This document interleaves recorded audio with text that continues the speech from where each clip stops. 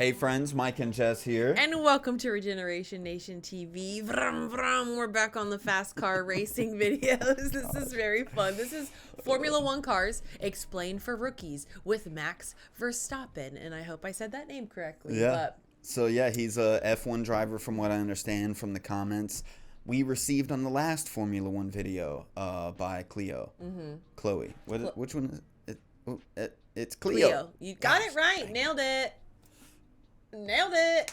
Damn. Oh, that was awkward. Jeez. I never know what you're going to say on our intros. You keep me on my toes.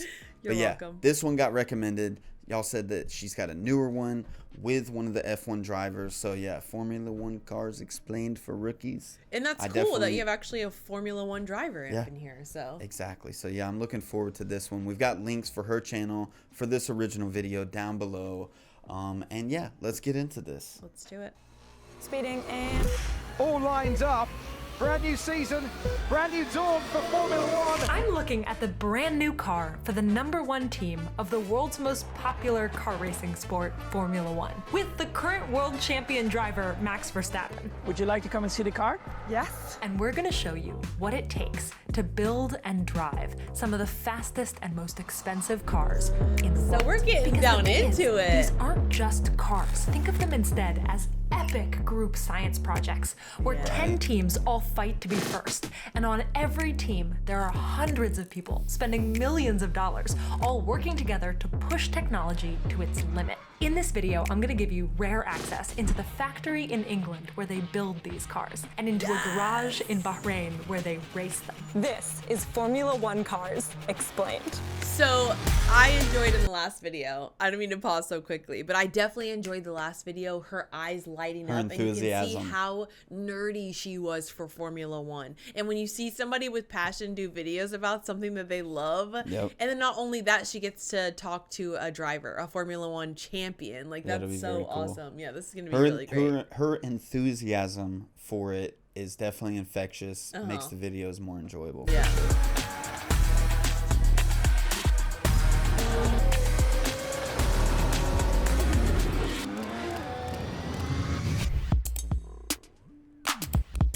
Huge.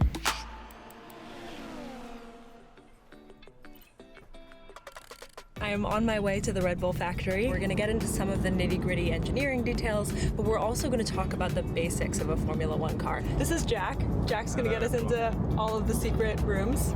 I will do my very best. Finger scan to get us in. So Oh, clear. that's crazy. A Nice. finger scan. Fancy.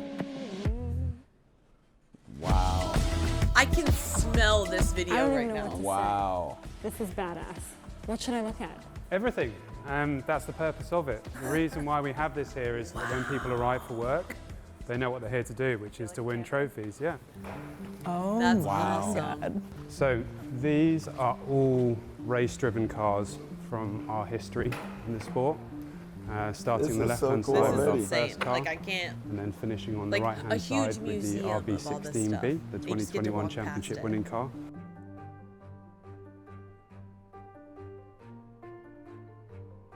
The RB7 actually isn't here, and the reason for that is we do crazy things with the car. So you may have seen it do a donut on the top of the skyscraper. Whoa. We've done a pit stop in zero gravity. What? Can I touch it? You can touch the car, it's fine. Can I touch it? It's so beautiful. The driver actually has to spend about 3 or 4 hours sat down in the car, getting Wow, their that seat looks so fitted. cramped. So we sit them in some clay, essentially, and they sort of get the seat formed around them. A Formula One car Oh, that looks makes kind of sense. similar to other race cars that you might have seen, like these in IndyCar. Single seat, open cockpit, but there's something that makes a Formula One car special. In IndyCar, all of the cars have to use the same frame or chassis, so winning really depends on how you race that car. But in Formula One, each team has to design and manufacture their own cars. So winning And we learned about that in the last video.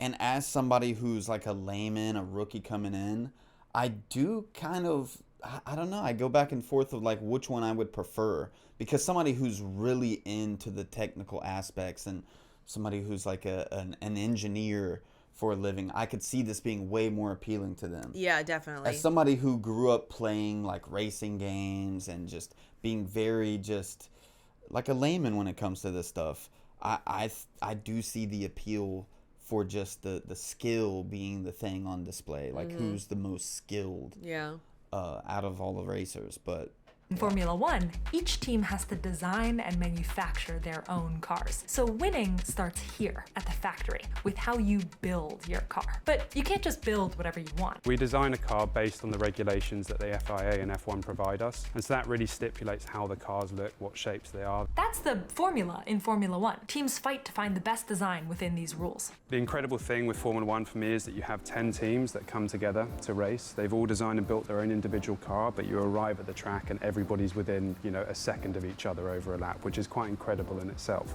But the only way that you gain an advantage in Formula One when the margins are so slim is to look at every area that you can possibly can to eke performance. The rules say that each team can spend $135 million per year, minus driver salaries. I know that sounds like a lot, but in the race to win, it means that every decision needs to get the best bang for the buck. The amount of engineering that goes into building these cars is next level. We're using many of the same techniques, many of the same technologies that NASA or SpaceX would use to design their rockets. We apply them to designing our own rocket that goes around the racetrack. So this is the public display room. Now we're going into the secret, what do we call this room? The warehouse.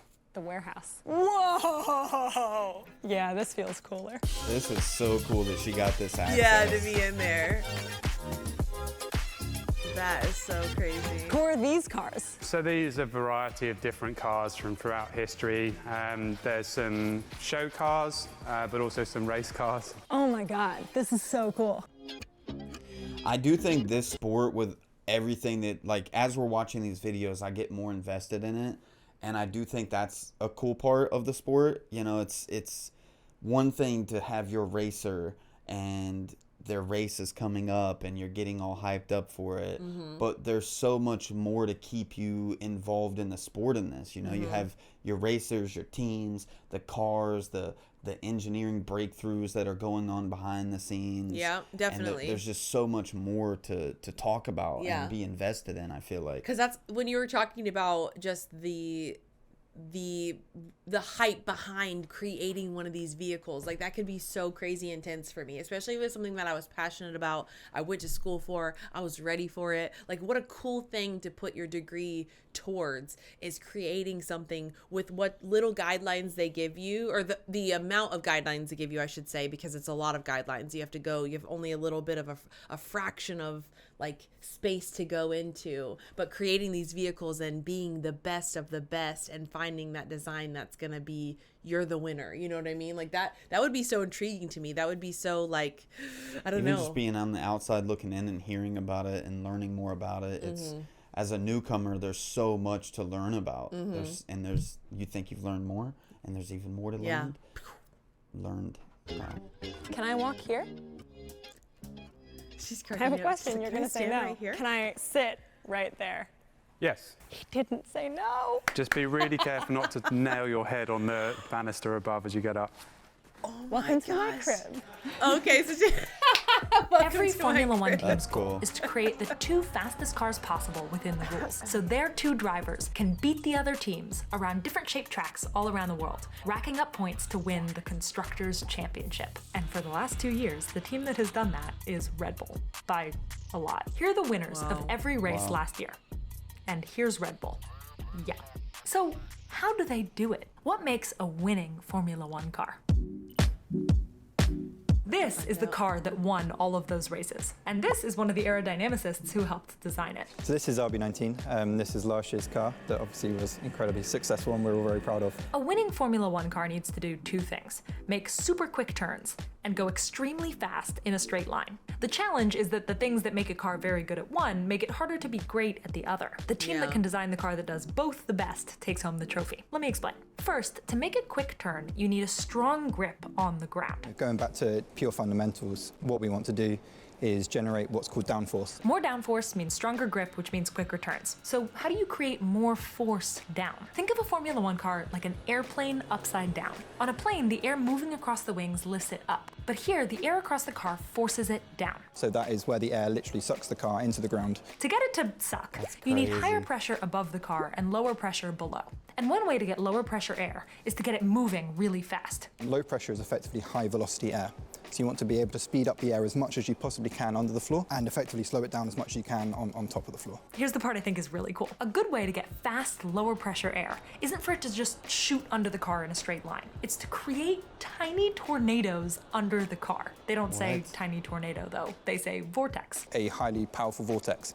That in itself generates a lot of low pressure because it's a structure that rotates. High velocity air. Those structures then run down the length of the floor and they generate low pressure for a very long region. So they have all these tiny tornadoes that help suck the car toward the ground to give it better grip to make faster turns. At top speed, a Formula One car generates a downforce 3 or 4 times the weight of the car, meaning this car could theoretically drive on the ceiling. But all of this downforce that's something that a lot of people in the comments were saying. Like, yeah. They have so much downforce you could probably drive on the ceiling. That's crazy. We just heard it again. Yeah. At a cost. To go super fast in a straight line, you need to knife through the air with as little drag as possible. But as you create more downforce, it normally comes with added drag, which is preventing the car moving through the air. So it's a resistive force. For example, look at this back wing. It generates downforce on the turns, but it feels like a big parachute slowing the car down in a straight line, which is why Formula One teams are allowed to build in a control that the driver can press to flip part of that wing down, allowing the car to zoom down the straights even faster. This is called the drag reduction system, or DRS. Designing a winning Formula One car means balancing all of these different effects, pushing the rules and the limits of physics to get a little more grip and a little more speed. This is a question that I'm sure you're going to say no to. Is there any chance in hell that I can sit in this car? I don't think that's up to me, but... Jack? You can sit in the car. Yeah! Winning! Oh, that's awesome. Special that you can wear while you're in the car. Pop that on. We'll get you in the car.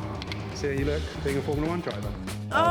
This is so cool. So how are you feeling in that clear? This is so cool. Let me just describe what this feels like. My legs are above my butt, so I'm sitting like that. My legs are like that, and my back is here like that.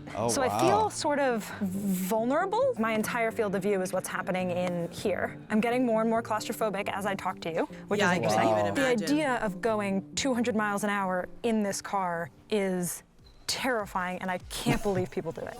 Yeah. That's crazy. I have a totally new appreciation for what this feels like. The butt, I have to admit, is quite comfortable. This is clearly crafted for someone's butt. Max Verstappen's butt, apparently. That is actually going to come up in my conversation with Max Verstappen, but more on that in a minute. Eventually, I had to get out of my dream car, because now that we've learned the design goals of a Formula One car, it's time to see how they actually make it. This is cool. As every team works on designing their cars, they're constantly testing those designs in computer simulations, in physical rigs that mimic a moving car, and in big wind tunnels. One of my favorite details is because Formula One limits how much teams are allowed to test full-size cars in a wind tunnel, they build these little 60% scale versions of their cars and test those. That's cool. One reason that Formula One cars are so light and fast and strong is that basically every part of the car that you can see is made of a material 10 times stronger than steel, but half the weight. Carbon fiber. Would it be good if I had a piece? Yeah. Do you have a piece of carbon fiber? Whoa, cool. I admit this is quite a substantial block. Can I hold it? How heavy is this? Oh, it's heavier than I thought. You can see the structure if you look on the side. So that's when it's layered up. Why is this material used so often throughout the car? With its strength to weight ratio being so good, it means that you can make it extremely light whilst it retaining a lot of structure and a lot of strength. So if you hold it up, you can actually see light through it there. So it does have a sort of fabric quality to it. Woven carbon. To create the carbon fiber parts that they need, teams manufacture patterns in the right shapes and then lay down carbon fiber cloth, sometimes in 100 layers. Then they suck all the air out and shove them into basically a pressure cooker to squeeze the layers together with resin. Wow. Then they cut and measure those carbon fiber pieces and other metal parts with huge programmable machines. It looks like it's getting a milk bath. The whiteness is down to the additive that gets added to the water to make sure it doesn't rust the machine. I don't know if you can fully appreciate how big this is, but there are dozens of these boxes just in this massive room in front of us. All of the parts for the RB20, the new Red Bull car, are being manufactured in this room right now in these white boxes. Pretty cool. Any chance I can look in? I can imagine so, yes. I think it's more about not getting it on camera. For the metal parts of the car, which kind of metal they secrets. use depends on what they need it to do. Okay, so this is aluminum, or aluminium, as he's calling it. So this is a lot of what the car is made out of. We use aluminium throughout the build of the car for certain parts and components. Okay. Which is generally light, fairly strong. Do you want to try that one? It is quite... Holy cow! It's hard to show visually how different these objects are. I can see it though. Maybe how much I'm trying to hold. I could probably do 20 reps like this until my arm fell off. Like, this is very heavy. So that's dense cement, which is an alloy which we use to add weight to the car. We sometimes add weight into the car when the driver isn't up to weight, so we have to have a minimum weight of the car. So we use tiny strips of this throughout the car to bring the car up to weight. There are thousands of pieces that make up a Formula One car, and after they're designed and molded and machined, some of them need to get painted. This is the fun The paint part. job on Get a Formula One car fancy is a with it. big deal to fans, especially the moment that it's released and they see the car for the first time. And teams spend a lot of effort to design something that's gonna look beautiful. Is a beautiful But the car. paint isn't just to be pretty, it's gotta go fast. For example, a lot of the sponsor logos that you'll see on these cars aren't stickers, because even that tiny little edge would create unwanted drag. They paint the logos on. Watching these cars get built, it's just astonishing to me how much detail and design and effort goes into the finished car that we see on track. It's insane. Now we're headed to the most secret room yet, where this team is building their new engine. This is one of the world's most advanced engine development facilities. This isn't just an engine, this is a Formula One engine. Right now, Red Bull buys engines for their cars from Honda, but that's about to change. In 2026, Red Bull's cars will use their own custom engines that they're working on right now, and we're about to be one of the first to go see it. So this building here wasn't here 2 years ago in June was our first engine. And when you see the workshops, you'll see what we've been doing. It's pretty impressive. Okay, so the only engines that I really know much about are game engines. And so I know that certain games will, you know, use a game engine that is not of their making. And as their game sells more copies, they have to pay money to the people who made the game engine. So if I wonder if it's the same thing to where you used a Honda engine and you won all of these trophies. Do you owe them money? The more money that you get, you owe them money for using their engine that they created, and it's going to save them a lot of money per year. Yeah, using just making their own in-house engines. Yeah, I'm sure Honda's upset about that. Does it matter to build a Formula One engine yourself? Control and the tie-in between the chassis and the engine is paramount, really. You know, you have a better working together, your aerodynamics and everything, all that side of it is the way to win. This team's big bet is if they invest a ton of money and time into a custom engine, they can eke a little bit more speed and control out of their car, and ultimately win more races. Can you hear me? Okay. So what's happening right now is I'm in the super secret engine room, but we can't actually show anything close to the new engine. But I'm standing in front of the real Formula One engines. I just can't show them to you. That's funny. They're gonna hate me. Okay, so this is the engine that I can show you. We can show you.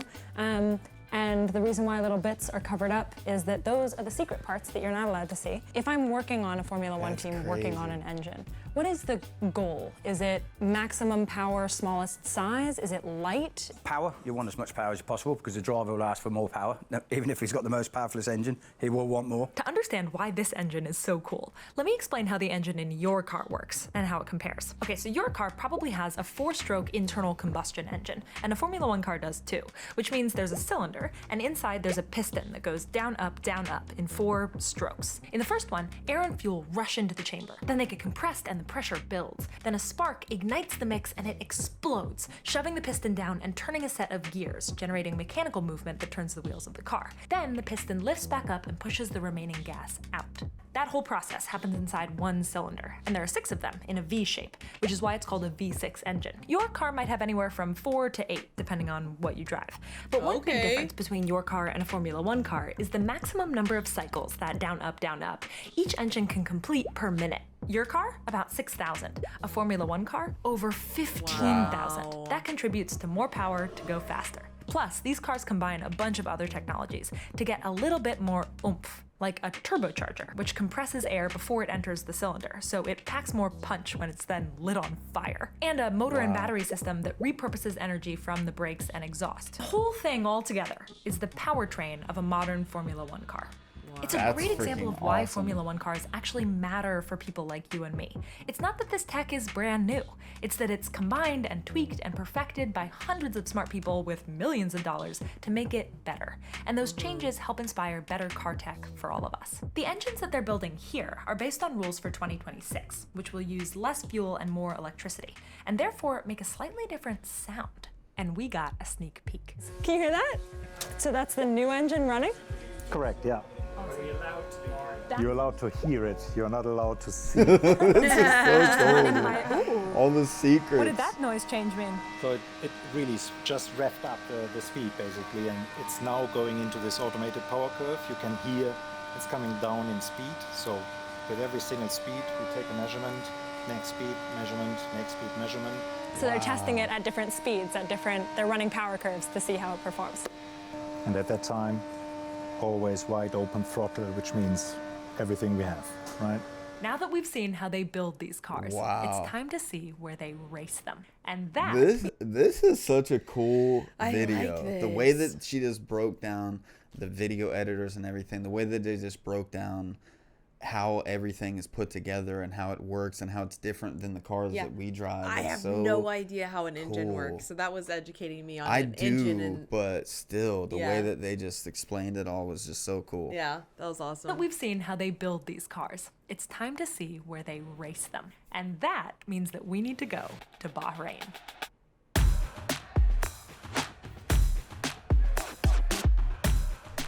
We're here. VIP. Here we go. This is so cool. Hi. Everything is so clean and modern looking and fancy. Just so crazy. Turn one away, so you're a couple of kilometers away. Does this ever get old? 20 years in? Every day is a learning day. Every day is different. That's awesome. This is the new car, the RB20. Whoa. I can't even. And it's wet.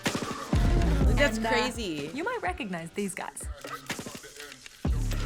Their job is to take the incredible cars that hundreds of people just built and speed them up over 200 miles an hour, facing forces sometimes greater than 5 times normal gravity, fighting off competitors to bring their team over the finish line first. These drivers are legends. Max Verstappen has been dominating Formula One recently. Remember those Red Bull win his own records? song? Here's just Max's wins. Yeah. What does it feel like to drive a Formula One car? Imagine sitting in a roller coaster and it basically just shoots off, but then like 5 to 10 times worse, while having a steering wheel in your hands with all the buttons. Back in the day when my dad was in F1 when I was a little baby, basically, I sat in it and it's very cute, the pictures, but the very first time that I sat in the car and I was gonna drive it myself, I was a little bit nervous. Even I, to this day, sometimes when I do that, I get this like, it shoots off. You have this kind of feeling. Yeah. I still have that in an F1 car sometimes. It could be all the Red Bull he's drinking, though. And for these cars, That's since crazy no two to think drivers that are the you same, never no really two- get fully used to it, that I'm he kidding. still gets that feeling. Yeah. I was so, what did you say? I missed your joke. Stupid. I said it's probably all the Red Bull he's drinking, but Oh, yeah. no, that is intense though. Like after all that, like what she asked the chief engineer, does it ever get old? And he said no. And he's been racing for so long. Max has. He's won so many races. His dad and was he's into still, it. Yeah, That's that's really so cool. That's really cool. And for these cars, since no two drivers are the same, no two Formula One cars are quite the same either, even for the same team. They have a whole book of measurements for myself, from Max, so they know exactly my seat position, my pedal position, my seating position. The seat is very important. It's a carbon seat. You're naturally in a very unnatural position. I actually got to sit in what I think was your seat in the RB19 in the factory. It's probably a bit wide. Actually, it was kind of a good fit. Did I just tell world champion Max Verstappen that our butts are the same size? Anyway, here's what their steering wheel looks like. And here's one of the engineers who helped This design kind of a it. good fit. Just nonchalantly throwing that in there. That's hilarious. Anyway, here's what their steering wheel looks like. And Whoa. here's one of What? the engineers who helped design it. Would a steering wheel for each of the different teams look totally different? Yeah, So they all look very different. On every team's custom wheel, there are dozens of buttons and knobs and switches, all meant to optimize the engine and the tires and the brakes and much more in every possible you scenario. have to be clicking all this the driver stuff. is driving. The drivers memorize all the buttons so they can do it without actually looking at the wheel. Yeah. Sorry. No, we're good. He might have to go do a pit stop. If I run, At any there's moment. a pit stop. Oh, that's funny. That was a pit stop. At least once every race, every car needs to exit the track and enter their pit box, where roughly 22 members of the In pit and crew out, swarm Yeah, through they're quickly ready. change This the is tires and other insane. parts. A good pit stop is less than 2 seconds. They give out a trophy for fastest pit stop, and when we were at the Red Bull factory, we got to see theirs. These tires just came off the car, and they are hot. Like, hold on. Now it hurts. That's how hot. I got to try stacking these tires, and listen, they've got a really hard job. It didn't fall. The tire options are the same for each team. For each race, they all get a hard, medium, and soft option. Or if it's raining, 2 different types of wet tires. Your soft tires have the most grip, but they wear out the fastest. And your hard ones are on the opposite end of that spectrum. And medium is medium. When they say my tires are done, what do they mean? The drivers will feel when the grip is going off.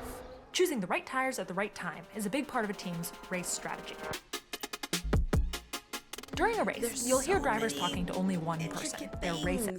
Yeah, there's This so is much. insane. There's I so never would have much. thought that there was 3 different types of tires that they give them as an option for the terrain Just of for the whatever they're slicks. racing. Yeah, like what? Like, and it looked like there's just 1 lug nut per tire, which is crazy. I'm not I used thought to I that. saw him go to 2, but yeah, it Okay. could be maybe for. I could have missed it. I speed. literally, it was going so fast. Yeah. I was like, is it just 1? That's kind of crazy to me. During a race, you'll hear drivers talking to only one person, their race engineer. But that race engineer is also talking to a massive team of strategists, all trying to figure out the best way to win. Some of those strategists are at the track, but most of them are actually back at the factory, in a big room like this. It looks like NASA. And the people Yeah, I in was this about to room say, aren't just what? thinking up plans, they're using supercomputers to run simulations about tons of possible outcomes. It's millions even over the course of a race, and we run them on the Oracle Cloud. So Millions? millions, yeah. Those simulations are taking into account weather and heat of the brakes and tire performance and everything every other driver is doing, and then feeding those simulations back to the track. Their aim is always to try and win a race. So that's kind of thinking about what's the best thing for you to do, but also what might your competitors do, and so how might you need to therefore react to that. This is all real time? Yes, exactly. So we're constantly talking. The intercom on the pit wall is constantly lighting up. There's always somebody in one of your ears. So actually the headphones have dual, so you can hear one car in one ear and the other car in the other ear. So you're always hearing multiple conversations, trying to take them all in. It's basically like playing a board game. That's how I always think of it. Most complicated board game Yeah. in the world. A winning Formula One car isn't just about the tech inside that car. It's also about the tech behind every move that the car makes, every lap of the race. But the thing I think is so cool is that even with all of those strategists and supercomputers and simulations, at the end of the day, it still comes down to human skill. It's hard sometimes to focus, you know, because you have always someone on your ear asking you questions, and you are just trying to focus as much as possible. But you have to have that capacity, you know. Everything that we've talked about, from design to build to paint to simulation to test, it's not just happening once. A Formula One car is never done. A team is constantly learning and changing and rebuilding between every single race, over and over and over again. In the end, one of the things that strikes me most about Formula One and Formula One cars is that they're so much like a Lego set. It really has to be all of the individual, perfectly formed pieces coming together to make a whole thing. This is a theme I've noticed with a lot of my episodes of Huge If True. Technology has always been a story of human ingenuity, but more and more, it's also the story of human collaboration. I think that's really the story of a Formula One car, and the story of so much of the technology that we all enjoy. I think there's something really magical about a team of engineers and designers and strategists and athletes and all of these people coming together to build something that gets better and better and better every single time. I find a lot of hope in that. If we can build cars like these, beautiful. What else can we do? Right? She is so good at leaving ending sentiments where it's just like it's a beautiful. I can't believe this is real life. One of the things that I've been keeping in mind is that most of the people that work on these cars won't actually get to go see a race, at least not with their team, because there's a limited number of people that Formula One allows each team to bring to each race. And I know that the only reason that I get to do this is because you watch and subscribe to this show, and I'm feeling really grateful. I hope that these kinds of stories make you a little bit more optimistic about what we can build when we work together. So if you're enjoying this video and you want to help us go to more incredible places, subscribe and tell me in the comments where we should go. And we have some wild episodes coming up. I can't wait to show you. That's so awesome. So that makes me feel cool. really good about reacting to this stuff, because when we first got recommended it, you know, I'm wondering, like, with what our goal here is on the channel, how does it align with something like watching Formula One videos explained? But that's it right there. Yeah, Cleo herself is somebody that we align with because she is out there to find that beauty in humanity, that hope for humanity, for us to be reconnected with each other, and finding ways to find that in the world around us. And just her light when she is talking about something, her excitement when she's talking about something, and then bringing it all back to the bigger picture. I think that's so awesome. It makes me really thankful to be watching this. Like, I was thinking the whole time she was in that room and they let her go in the room with all the cars, I'm like, she's standing next to easily $120 million each of those cars. Yeah. So that whole room, billions and billions, even the trillions probably, dollars. Like, what? That would be insane. You got to sit in a car that I will never, it just blew my mind. That was so cool. What a cool experience. It is very cool to see what humans can do together when they work together. And every single person that she showed in the video, you can just tell they're very passionate. Yeah. And they love what they do. Yeah. And they love the team that they're a part of. And that's just, what more can you ask for? Yeah.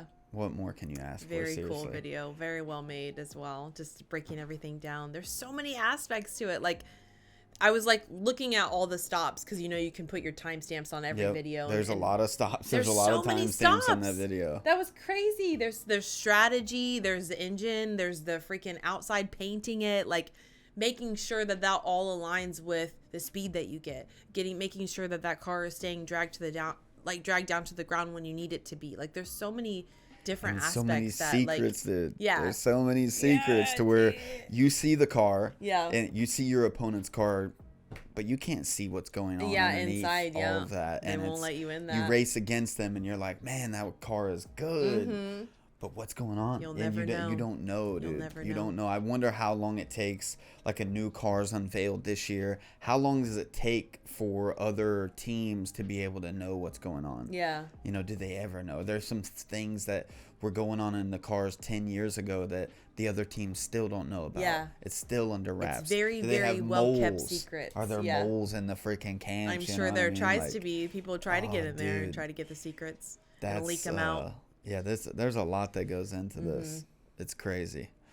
That was another really enjoyable video. Yeah, I definitely like her videos. I like the way Cleo presents all that stuff. And I like Formula One. Formula One is more exciting than I ever thought it would be. There's so many different things that you can talk about when you're talking about this sport. I think that's so cool. Like, got to meet some of the racers, which is very cool. That's what gets me into the sports that I do watch, is the people, you know, learning about their backstories and just seeing that guy with his dad and just knowing that his dad got into him. It's like, I love stuff like that. I love the people, the human aspect of these things as well. Yeah. Getting to know the people behind the scenes and everything. Yeah. So yeah, that was quite enjoyable. Definitely love that one. Hopefully you all enjoyed our reaction. Definitely go show her channel some love. Subscribe, like, go watch the original video if you haven't already, without all the added commentary. Yes. And yeah, so we'll see y'all in the next one. Bye, friends. Peace. I'm not scared of your love, so show me it. Let